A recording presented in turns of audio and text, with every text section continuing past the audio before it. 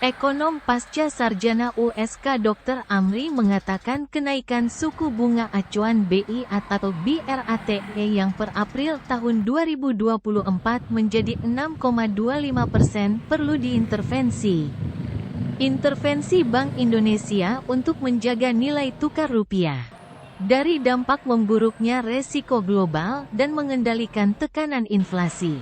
Sebagaimana diketahui rupiah saat ini terus bergerak DIKISARANRP 16.210 per dolar AS, bahkan nilai mata uang Indonesia terendah keempat dunia setelah Iran, Vietnam, Laos dan Libanon.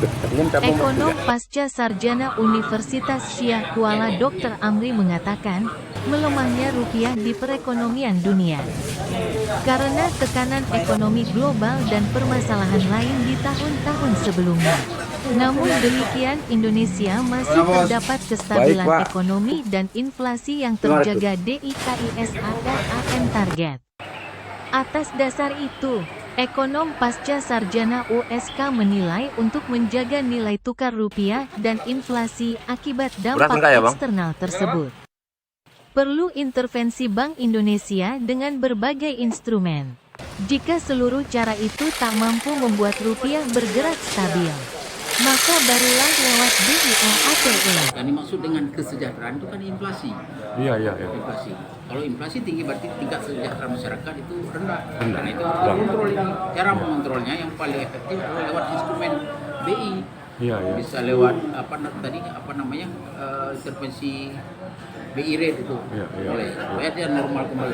Kalau ini tidak dijaga, ini berbahaya.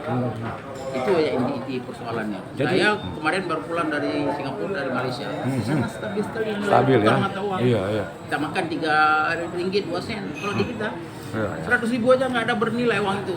Cari uang susah setengah mati, tapi nilai uang tidak ada. Coba aja pergi ke pasar. Ini asal-usulnya dari situ. Menurut Dr. Amri, intervensi BI perlu segera mungkin supaya nilai tukar rupiah ini kalau gak bisa turun minimal bertahan sehingga tidak berdampak inflasi atas petik terbalik kenaikan harga pangan khususnya beras di Aceh hampir 40% setahun.